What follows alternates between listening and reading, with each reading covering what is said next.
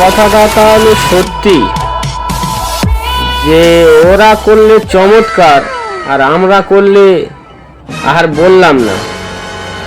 কাশেম ভাই, তুমি নাকি দিদি বললে আগুনে ঝাঁপ দিয়ে দেবে, আর দিদির এই হালতের সময় এখন কোথায় ঝাঁপ দিচ্ছ? হ্যাঁ, শোনা যাচ্ছে অন্য জায়গায় ঝাঁপ দিচ্ছ নাকি? এই ম্যাডাম কি বলছে শুনুন।